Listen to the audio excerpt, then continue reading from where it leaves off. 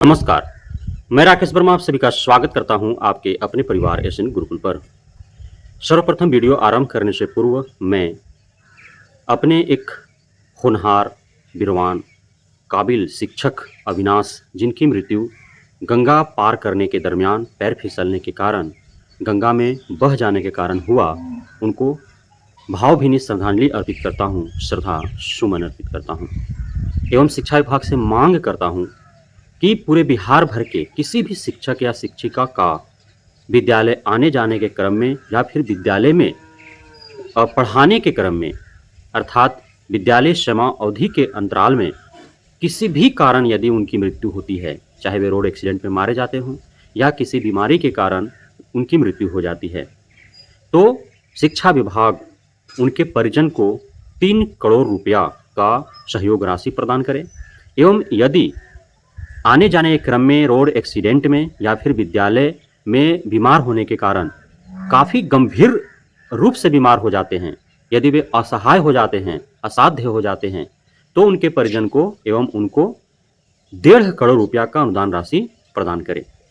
यदि किसी छात्र या छात्रा की मृत्यु विद्यालय अवधि में हो जाता है, विद्यालय आने जाने के क्रम में या फिर विद्यालय में ही, तो उनके परिजनों को भी 1 करोड़ रुपया का अनुदान राशि प्रदान करें एवं कोई बच्चा आने जाने के क्रम में किसी प्रकार से वो रोड एक्सीडेंट में या अन्य कारणों से गंभीर रूप से घायल हो जाता है, बीमार होता है, तो उसकी पूरी इलाज का खर्च सरकार उठाए, विभाग उठाए एवं उसको एवं उसके परिजनों को 50 लाख रुपया का अनुदान राशि प्रदान करे। क्योंकि चाहे सरकार बिहार की हो या फिर केंद्र की, सभी विभागों के कर्मियों को करोड़ों करोड़ रुपया दिए जाते हैं जब इस प्रकार से कोई आपत्तिजनक उनके साथ घटनाएं घटती हैं। लेकिन शिक्षा विभाग के प्रति हमेशा से सरकार की उदासीनता रही है, तो हमें इस हेतु लड़ाई लड़नी होगी, क्योंकि आज शिक्षक अविनाश के साथ ऐसा घटना घटा है, कल हमारे या आपके साथ भी घट सकता है। आज शिक्षक अविनाश के परिजन बेहाल हैं, उनके परिवार में चित्कार हाहाकार मचा हुआ है, कल हमारे आपके परिवार में भी ऐसा हो सकता है। तो हमें अपनी लड़ाई लड़नी होगी स्वयं, क्योंकि सरकार इस बार के कैबिनेट बैठक में बिहार पुलिस कांस्टेबल के साथ यदि ऐसी घटनाएं घटती हैं तो उनके लिए भी उनको मृत्यु होने के उपरांत और घायल होने के उपरांत करोड़ों रुपए के अनुदान राशि हेतु घोषणा की है। तो शिक्षा विभाग से जुड़े हुए कर्मियों को लेकर के क्यों आखिर उदासीनता है सरकार की, विभाग की, इस हेतु हमें लड़ाई लड़नी होगी। यदि हम आज के मुख्य खबरों की बात करें शिक्षा जगत से जुड़े हुए, तो हमारे माध्यमिक और उच्च माध्यमिक अर्थात 9वीं से 12वीं तक के विद्यालयों में कार्यरत संविदा पर बहाल रात्रि प्रहरी, जिन्हें प्रत्येक माह 5,000 महज मानदेय दिए जाते हैं, कई महीनों से उनका मानदेय बकाया था, तो उनके मानदेय के भुगतान हेतु 34 करोड़ रुपया शिक्षा विभाग के द्वारा प्रदान किए गए हैं।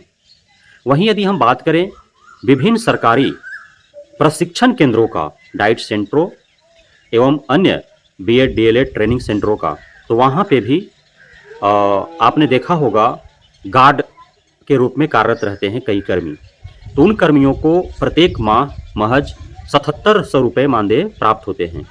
उनके वेतन की भुगतान हेतु 1 करोड़ रुपया शिक्षा विभाग के द्वारा प्रदान किए गए हैं। वहीं यदि हम बात करें सक्षमता परीक्षा फेज 2 का, तो सक्षमता परीक्षा फेज 2 23 अगस्त 2024 से आरंभ है, अभी 26 अगस्त 2024 तक चलेंगे। प्रथम दिन क्षमता परीक्षा का संपन्न हुआ, 2 पालियों में परीक्षाएं हुई। प्रश्नों की यदि बात करें तो प्रश्न काफ़ी कठिन भी नहीं थे तो काफ़ी सरल भी नहीं थे, लेकिन इतना तय था कि जो पासिंग मार्क्स हैं, जो क्वालिफाइंग मार्क्स है, बेहद ही सहजता से, सरलता से जो भी 150 प्रश्नों का गोला रंग दिया होगा, अर्थात सीबीटी मोड में हो रहे हैं, तो जो 150 प्रश्नों के उत्तर दे दिए होंगे, चाहे सही हो या गलत, तो वे पास हो जाएंगे। पास होने के लिए बहुत ज़्यादा रॉकेट साइंस नहीं लगाना है, क्योंकि क्षमता परीक्षा फेज 1 में भी परीक्षा के उपरांत शिक्षक परीक्षार्थियों के द्वारा इसी प्रकार के एलिगेशन लगाए गए थे कि बीपीएससी स्तर का है, उससे भी उच्च स्तर का प्रश्न है, लेकिन पासिंग आप रेशियो देखें तो लगभग 92%, 95% जो है वो पास हो गए। अब क्षमता परीक्षा फेज 2 में भी इसी प्रकार से एलिगेशन परीक्षा के उपरांत लगाया जा रहा है शिक्षक शिक्षिकाओं के द्वारा, लेकिन मुझे जहां तक उम्मीद है कि इस समय भी पासिंग रेशियो जो होगा वह 90% से एबव ही रहेगा, क्योंकि पास सिर्फ करना है, क्वालिफाई सिर्फ करना है, मेरिट में जगह बनाने वाली कोई यहाँ पे लफड़ा नहीं है। जो पास कर जाएंगे, जिनके लिए जो क्वालिफाइंग मार्क्स तय है वो क्वालिफाइंग मार्क्स टच कर जाएंगे, उसको पार कर जाएंगे तो वे राज्यकर्मी का दर्जा पा जाएंगे। सरकार या विभाग का परीक्षा को लेकर के मुख्य जोर नहीं है। सरकार विभाग को पता है कि परीक्षा 90% से अत्यधिक शिक्षक शिक्षिकाएं उत्तीर्ण कर जाएंगे। मुख्य रूप से उनका काउंसलिंग पर जोर है, काउंसलिंग बेहतर ढंग से हो ताकि जो फर्जी हैं, अयोग्य हैं, वर्षों से कार्यरत हैं और उनको बाहर किया जाए। अब देख पा रहे हैं क्षमता परीक्षा फेज 1 का जो काउंसलिंग हो रहे हैं, किस प्रकार से बेहद ही संजीदगी से, सरसरी निगाहों से सारे डॉक्यूमेंट्स के प्रत्येक डाटा को अवलोकन किया जा रहा है। थोड़ा भी काउंसलर को संदेह उत्पन्न हो रहा है तो उसे संदेहास्पद घोषित कर और होल्ड कर दिया जा रहा है एवं उनको रीशेड्यूल कर दोबारा बुलाए जाएंगे। यदि सब चीज सही रहा तो उनको रखे जाएंगे, अन्यथा निकाल दिए जाएंगे। क्षमता परीक्षा फेज 1 का काउंसलिंग पिछले 22-23 दिनों से चल रहे हैं। अब तक महज आधे क्षमता परीक्षा फेज 1 उत्तीर्ण शिक्षक शिक्षिकाओं का ही काउंसलिंग हो पाया है।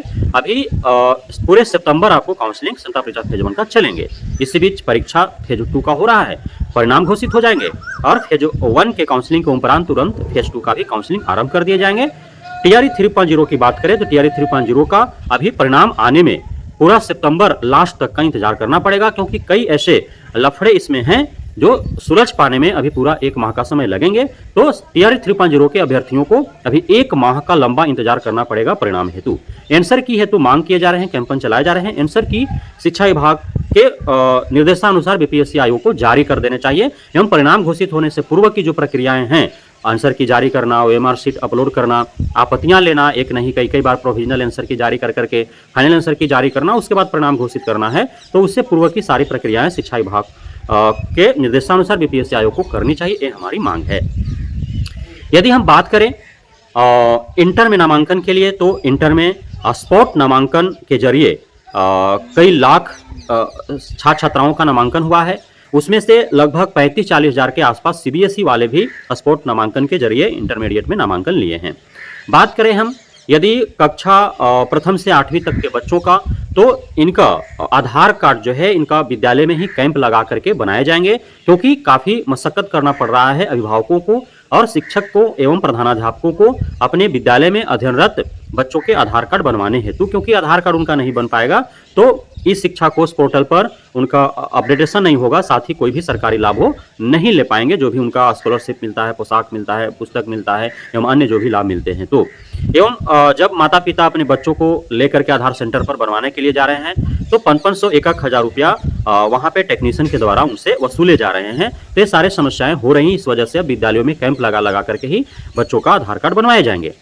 अब एक और नया पहल शिक्षा विभाग के द्वारा प्रारंभ किया गया है। 1ली से 8वीं तक के कक्षा में पढ़ने वाले छात्र छात्राएं जो जिस भाषा में सहज होंगे, हिंदी में होंगे तो हिंदी में सारे पुस्तकें उनको दी जाएंगी, उर्दू में होंगे तो उर्दू में उनको सारी पुस्तकें दी जाएंगी, बांग्ला में होंगे तो बांग्ला में उनको सारे पुस्तकें दिए जाएंगे एवं अन्य मिक्स भाषा के लिए भी रिकमेंडेशन किया जा रहा है कि जो जिस भाषा में सहज होगा उस भाषा में उसको सारी पुस्तकें दी जाए। तो इस प्रकार से पहल किए जा रहे हैं, काफी सराहनीय और अच्छे पहल हैं। यदि हम बात करें एक सबसे गंभीर समस्या जो शिक्षा विभाग, शिक्षा जगत से जुड़ा हुआ है एवं बिहार के साथ साथ पूरे भारतवर्ष के लिए यह एक नासूर बन चुका है, वह है पेपर लीक। प्रत्येक परीक्षाओं का, चाहे वो राज्य स्तर पर हो रहे हों या केंद्र स्तर पर हो रहे हों, उसकी परीक्षा से पूर्व ही पेपर लीक किए जा चुके होते हैं। आपने देखा टीआरई 3.0 री एग्जाम हुआ, अभी 15 मार्च को हुए थे, उसके परीक्षा से 3 दिन पूर्व ही पेपर लीक हो चुके थे। उससे पूर्व आपने देखा अभी जो परीक्षाएं चल रही हैं, बिहार पुलिस कांस्टेबल का वह री एग्जाम है, यूपी में भी यूपी पुलिस कांस्टेबल का जो परीक्षा चल रहा है वो भी री एग्जाम है। यूपी में अब तक 1.5 दर्जन से भी अत्यधिक आदित्यनाथ योगी के सरकार रहते हुए पेपर लीक हो चुके हैं। बिहार में भी पूरे नीतीश कुमार को रहते हुए 1 दर्जन से अधिक पेपर अब तक लीक हो चुके हैं। कई परीक्षाओं का री एग्जाम कराना पड़ रहा है। नीट परीक्षा का पेपर लीक हो चुका था एवं अन्य कई परीक्षाओं के पेपर लीक हुए हैं। बिहार में पेपर लीक माफिया के तौर पर एक नाम है संजीव मुखिया, जिसका मुख्यमंत्री के साथ साथ कई नामचीन राजनीतिज्ञों अर्थात राजनेताओं के साथ फोटो आप देखे होंगे। तो ये संजीव मुखिया जो है, और यह शायद माननीय मुख्यमंत्री के गृह जिला का ही निवासी है, तो इसके द्वारा अब तक दर्जनों पेपर लीक कराए जा चुके हैं। बहुत बड़ा पेपर लीक माफिया है यह। बिहार पुलिस कांस्टेबल का इसने ही लीक कराया था। नीट परीक्षा का बिहार से जो लीक हुआ इसने ही लीक कराया था। अन्य कई परीक्षाओं के पेपर लीक कर चुका है। तो उसको जो है अभी बिहार पुलिस कांस्टेबल परीक्षा पेपर लीक एवं नीट परीक्षा पेपर लीक को लेकर के आरोपी बनाए गए हैं। तो इस प्रकार से पेपर लीक माफिया भी सक्रिय हैं, सोल्वर गैंग सक्रिय हैं, धांधली सेटर सक्रिय हैं। और इस प्रकार से जितने भी सरकारी भर्तियां राज्य से केंद्र स्तर तक निकल रही हैं या फिर परीक्षाएं जो हो रही हैं, उन सभी का इन लोग कचरा फैला करके रखा है। तो काफी जो तैयारी करने वाले बच्चे हैं, परीक्षार्थी हैं, शिक्षार्थी हैं, अभ्यर्थी हैं, उनका मन उदास होता है जब पेपर लीक हो जाते हैं। तो इस पर सरकार राज्य से लेकर के केंद्र तक कई कड़े कानून बनाए हैं, लेकिन उसका अनुपालन न होने पाने के कारण जो है पेपर लीक माफियाओं, सोल्वर गैंग के सक्रिय सदस्यों एवं अन्य धांधली सेटर जो हैं उनका मनोबल ऊंचा रहता है। तो इस पर जो है गंभीरता से विचार कर और जो नियम कायदे बनाए गए हैं उसके अनुरूप इन पर कार्रवाई करने की आवश्यकता है, तभी जाकर के नकेल कसे जा सकते हैं। बहुत बहुत धन्यवाद आप सभी साथियों का हमारे साथ जुड़े रहने के लिए, बने रहने के लिए, इतना प्यार देने के लिए, भरोसा बनाए रखने के लिए।